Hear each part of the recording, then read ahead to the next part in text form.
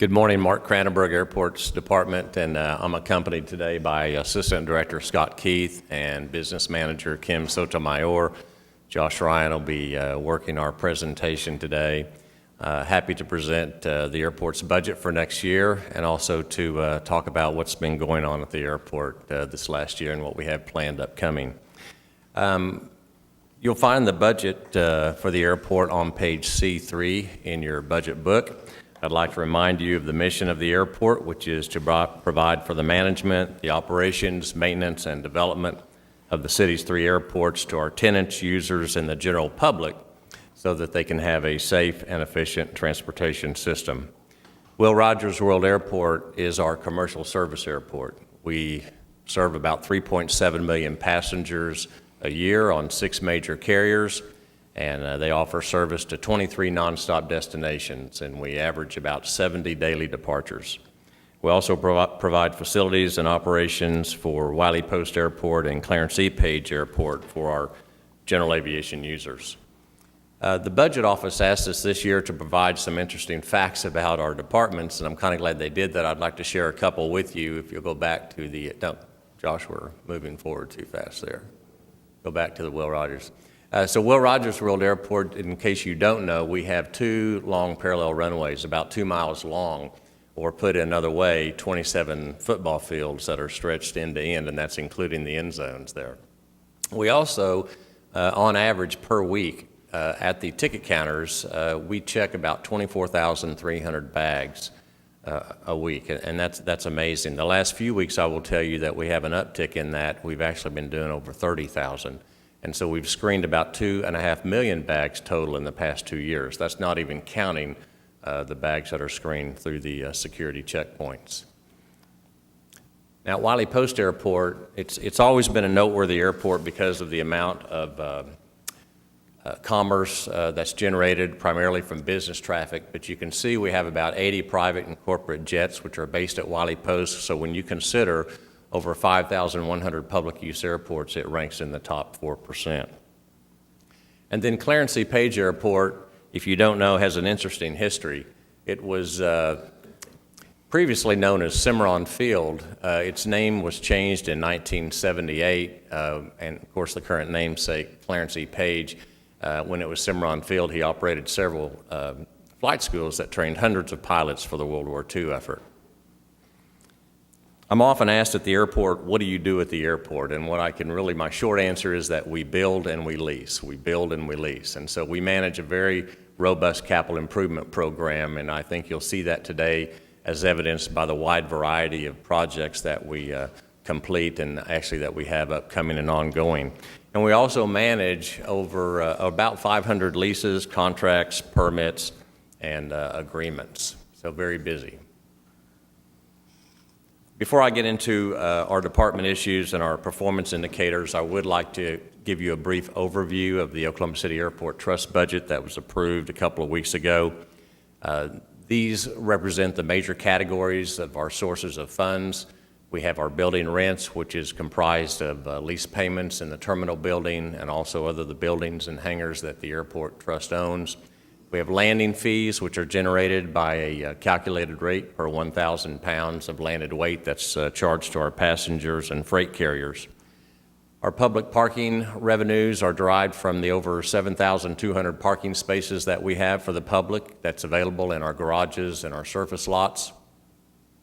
Our concession revenues are derived from our food and beverage and retail concessions in the terminal, as well as from the 9 rental car companies that operate out of the new rental car center. And then fuel sales revenues are mainly generated from all the fuel that's retailed on the airport. We get a certain calculated rate per gallon, and also from those tenants that have self-fueling privileges in accordance with their leases. Our customer facility charges are the user fee that is paying for the debt for the new rental car center, also pays for the operations and maintenance of the facility as well as the buses. And then we have a variety of other airport charges, which is mainly comprised of maintenance reimbursements, apron fees, and ground rentals. So a total airport charges to our tenants and users of $58,172,000. We also have other sources of revenue as well. We're still getting a little bit of oil and gas revenues, and we use these revenues as matching revenues for our federal grants each year. We're budgeting a little bit of interest from our money market, not very much, $8,000. We also have our passenger facility charge revenues, which is a user fee which supports our capital program for eligible projects. And each year we get federal and state participation in the form of Federal Aviation Administration and Oklahoma Aeronautics Commission grants, and these are for eligible projects that we use to maintain the airfield as well as buy certain equipment. So other revenue of $16,480,000.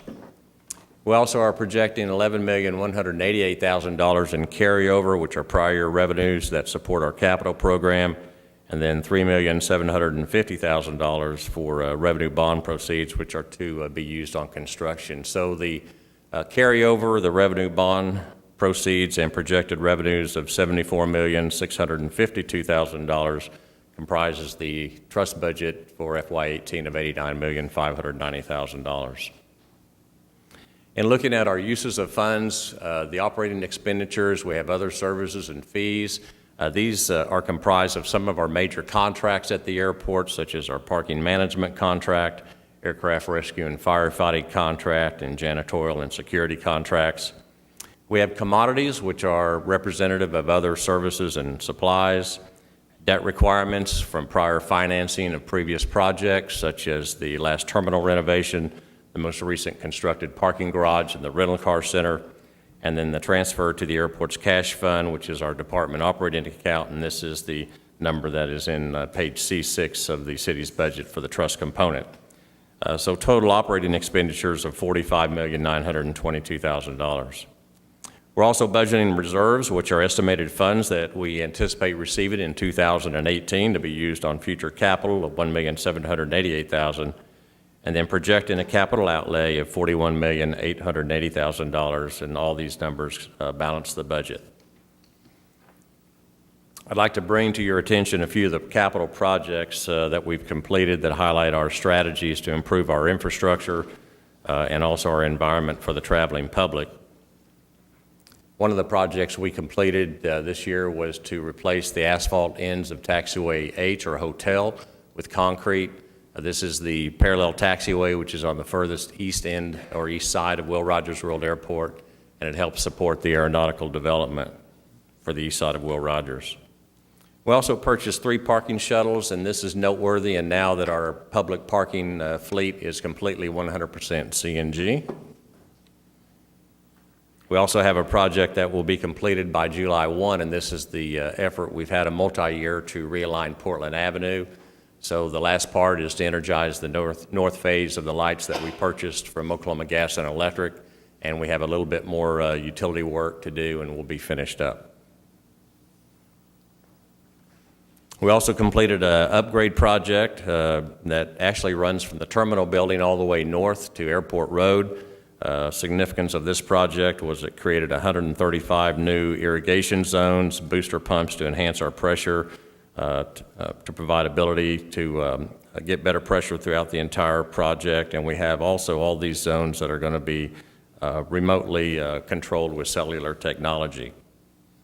At Wiley Post Airport, we've been under a multi-year effort really to just overhaul the entire airfield, and we completed phase 2, which was to rehabilitate pavements on the airport's primary runway, and also we completed an upgrade on all of the associated lighting and signage.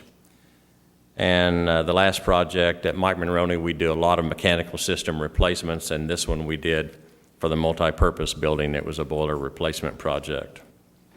Also at Mike Monroney, we completed a 17-acre apron project for Hangar 8 and 9. And I have other projects for Mike Monroney that I'll show you that we have upcoming a little bit later. What I'd like to do now is move into some of the departmental issues and some of our performance indicators that are relevant to those issues. Our first issue relates to factors that impact resources for funding airport operations and capital. The nature of the airline industry is that it can be very, very volatile. So the number of air carrier operations and the number of passengers can affect several airline-related revenue categories, such as our public parking operation, our concession revenues, and also our passenger facility charges. We also have increases in our cost of providing services, as evidenced by contract increases with our janitorial contract and our security contract. So our goal is to increase and stabilize airport revenue. One of the strategic measures we have for this issue is to maintain our food and beverage and retail growth at 2% a year. And you can see going back the last few years, I'd like to talk briefly about each one of these. In FY12 and 13, you can see there was quite a spike, and that's when the new concession coffee bean and tea leaf was introduced in the terminal. In FY13 and 14, we had record employments for calendar year 2014, almost 1.9 million boarding passengers. In FY14 and 15, we were down, and that's mainly because the airport lounge was closed for a year while it was being renovated, and then you see the next year it was opened up with the new Cross Grain Brewery. And for FY16 and 17, our activity is slightly up. Another measure is to maintain our parking revenue per transaction at a growth rate of 2% a year. And to go through the same analysis, if you look at fiscal year 12 and 13, this was bumped up mainly because of the unfortunate tornado that impacted the off-airport operator. In FY13 and 14, we kept, I think, a lot of the displaced parkers that were as a result of that mishap. And then in FY14 and 15, we were down slightly. We had a lot of maintenance that we were doing in various levels of our parking garages. FY15 and 16, our employments were basically flat, and you can see the bump in FY16 and 17, and that's directly related to our rate increase that we had last November. Our second issue relates to factors that we have to react to effectively. If we don't, it could have an impact on staffing and workload, funding requirements, and long-term planning. I've already mentioned how the number of operations and passenger numbers can affect airport revenues, but we can also have fluctuations in the aviation industry. As so goes the economy, so goes really general aviation. We also have a lot of safety, security, and environmental requirements we're subjected to that often come to us in the form of unfunded mandates. Some of these in particular are either FAA related or with security TSA related. So our strategy is to improve the airport environment for our travelers and our tenants through long-term planning and infrastructure improvements. Some of the measures on this issue is related in our commercial line of business. One of them is to track the percentage of airport certification work orders that we complete within 3 days of identifying the deficiency. These are airfield deficiencies that we actually inspect ourselves on each day that are regulated by the FAA. Our target is 93%, and we're doing well at 100%. In fact, in February, we had a Federal Aviation Administration annual certification that we have to go through each year to ensure that air carriers can still operate at Will Rogers, and we completed that without any deficiencies. We also track the percentage of days with zero incidents, security incidents. We have over 3,300 employees at the airport that are badged to go in either secure or sterile areas.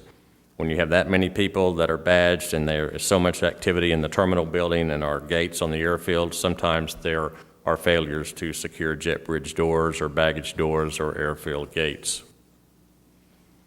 In the general aviation line of business, we track the percentage of itinerant takeoffs and landings at Wiley Post. And you can see our target is 70%. That's really assertive. It's quite amazing to see that much transient traffic operating at the general aviation airport, and we actually did really well at 77%.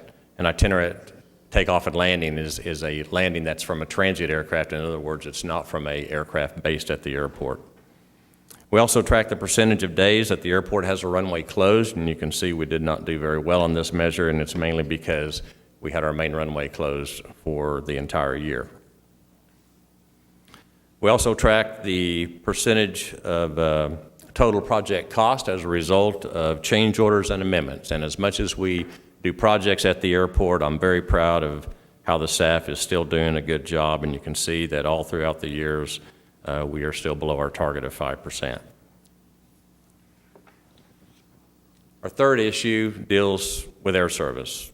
And we've done a really good job over the years attracting air service, but I am more proud of, in the last few years, we've done a great job sustaining our air service with all the airline cutbacks. In fact, Karen Carney, who normally does this presentation, is in Rhode Island now meeting with airlines today and tomorrow and recruiting air service. We know the growth of Oklahoma City's population and business activity will result in an increased demand for air service, Air service dramatically can affect economic development, tourism, and convention business. So our strategy is simple: to attract air service to Oklahoma City.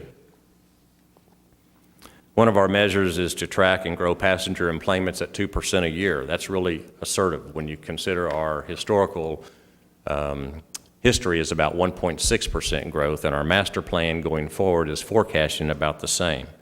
Here you can see the numbers haven't varied over the last few years. Now, these are boarding passengers. These are not total passengers served, but we're anticipating really for 2018 pretty much flat numbers. We get these numbers from the airlines. These are what they project that will be flying into Will Rogers. One of the other measures that is very important to the airlines, because it is directly related to their operating cost at Will Rogers, is to track the cost per enplane passenger. Our goal is to increase this by no more than 5% a year, and we determine this rate periodically through rate analysis. You can see at the bottom of the chart there's a small hub medium average of $8, and we have always been well below that. And this is benchmarking that's done by Airports Council International in North America. They lag way behind, so the FY16 benchmarking data is not out. But our projected rate for FY16 is $6.24, still well below the $8 average. Just to remind you of our route map, we've got good air service to most connecting hubs. And again, we serve 23 nonstop destinations. To give you some highlights, American Airlines is going to be adding a third daily flight to Charlotte, North Carolina in August. Allegiant continues to expand in Oklahoma City. They'll be coming back with their seasonal service to Destin, Florida. And they just this month started service to Los Angeles, which will go throughout this summer. While departures are flat, I would say, from our boarding passenger numbers, airlines are upgauging aircraft. In other words, we have more seats year over year than what we had last year. In fact, we have 674 more than we had this time last year. And we are always continuing our efforts to secure nonstop service to Ronald Reagan's Washington National Airport and New York's LaGuardia Airport. In our administrative line of business, we track the percentage of airlines that have increased or improved air service, and 30% is really assertive. We've done really well at 83%.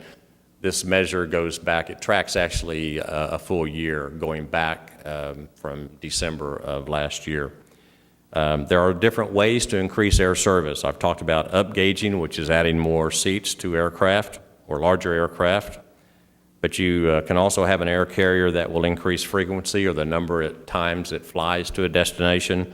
A new destination can be created at the airport, or a new carrier could enter the market. Our last issue deals with the amount of land that's available for development, increasing maintenance demands on vacant facilities, and the growing cost of maintaining our existing infrastructure. Not dealing with these can prevent the trust from generating sustained revenue sources, and it also can prevent the city from getting the benefits of extra jobs and sales tax revenues. So our strategy is to continue our land planning at all airports, including Will Rogers, which is the East Side Lariat Landing. In the maintenance line of business, we have a couple of key measures. We track the percentage of airport operating hours where major mechanical systems are functioning. We're doing well with this target. Some of the systems that are important to our tenants and the public are our HVAC systems, our baggage systems, and aircraft loading bridges.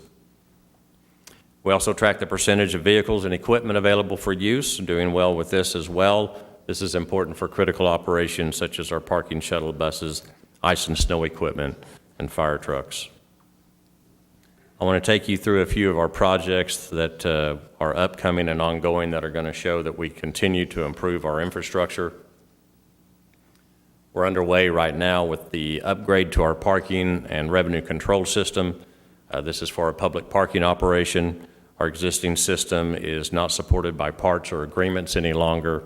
We're replacing all of the infrastructure in the garage and surface lots, and the benefits will be better revenue tracking and control, as well as we'll be providing some pay-on-foot kiosk. We'll also have space-by-space counts in Garage B and level-by-level counts in Garage C, which is the furthest garage to the north. We're about to bid the airport roadway and garage signage project, in the next couple of months. This is a complete overhaul of all the roadway signage and garage signage, and we also have plans to redo the terminal signage in the existing terminal, and that will be redone when we do the terminal renovation, which I'll talk about in a moment. Station 2 parking. Many of you, I know, have issues with this. This is the first station that you come to when you come out of the central terminal down into the pedestrian tunnel, and this is showing the 24-inch very narrow escalator that isn't very useful. We'll be taking these escalators out. We'll be replacing the escalators with 2 larger, faster elevators. You may not know it, but this station already has 2 elevators with it, and we'll be renovating those as well. We'll also be upgrading the mechanical room, which is nearby, upgrading and repairing the exterior finishes and the roof that's on top of this station at the 2-story, as well as improving lighting and installing new sliding doors. So it'll be complete retrofit. We are, at the end of this month, complete with our terminal site package. This is the early site package. When we went into the terminal expansion design, it was evident to us that we needed to remove some barriers that didn't drag down the timeline of the terminal expansion, and these barriers were to demolish the cargo building that you can see in the lower left picture, and it's gone now in the upper right. We also relocated some utilities, and we are also in the process of relocating some telecommunications. The terminal expansion project. This week, we anticipate getting 65% design plans in. We hope to bid this later this year. To remind you of the goals of this project, it's to increase gate capacity with 3 new airline lease gates and 1 airport gate that'll be capable of handling a wide-bodied aircraft. Our goal is to improve several airport functions. We'll be bringing the airport police up to an office on the ticket counter level, relocating airport operations back into the central terminal, and also enhancing the accommodations for the Military Welcome Center. We'll be improving passenger processing dramatically with a new 8-lane security checkpoint that will be expandable to 10 lanes in the future. Our exit lanes today will be turned into meter greeter lobbies, and we will have a lot more public circulation space. We're also upgrading the taxiway K connector, which is on the airfield that connects the terminal ramp to the airfield. This particular taxiway took a beating when we had a taxiway C&G project for a couple of years. We are out for bid for the upper level deck structural repair project. This is a 2-phase project. The first phase is to remove the soffit. When you come out of baggage claim, you can see that you may remember or recall there's an overhang there. We're going to be removing that. It's necessary to do that so we can move forward with phase 2, which is an A&E investigation to see if any repairs are necessary to the bridge deck. That second phase project will be done next year. We're also extending taxiway G, which is the airport's longest east-west taxiway across the old Portland Avenue. The significance of this is it will create more aeronautical parcels, larger parcels, as much as 30-acre parcels, to increase the potential for more aeronautical development in Lariat Landing. At Wiley Post Airport, we have a project to replace the maintenance facility, and as you can see, these pictures speak for themselves. We'll be adding a new office and maintenance bay. I mentioned Wiley Post is getting an overhaul on the airfield, and we're in the process of phase 3, which is to rehabilitate taxiways A and B and also associated signage and lighting, and there will be a phase 4 in the future. At Mike Monroney Aeronautical Center, we have 4 people that are just dedicated to maintenance and capital improvements on the campus. We are responsible for electrical and mechanical improvements for the trust-owned buildings. We have several that we'll be doing in the next few years, and here you can see we're budgeting about $2.6 million for next year. The trust is also responsible for a lot of building improvements, and when the trust owns the building, we're typically responsible for exterior, structural, and roof repairs. We also maintain streets and parking lots. In fact, there's 70 acres of parking lots we're responsible on the Mike Monroney campus. To summarize our budget, again, the proposed cash fund, which is the department operating account, organized here by line of business, $17,813,000. You can see that we have 120 positions, and I I would like to note that this will be the third year in a row we haven't asked for any net new positions.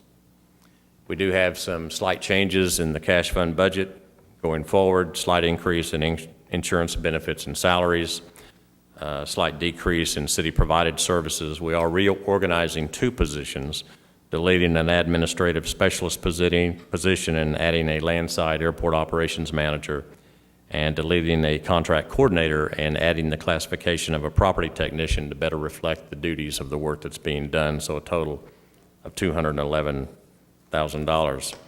And the last thing I'll leave you with is a thought. A mile of runway can take you anywhere in the world.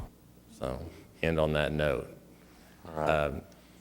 Be happy to answer any questions. Thanks. I have a question about the Mike Monroney Center.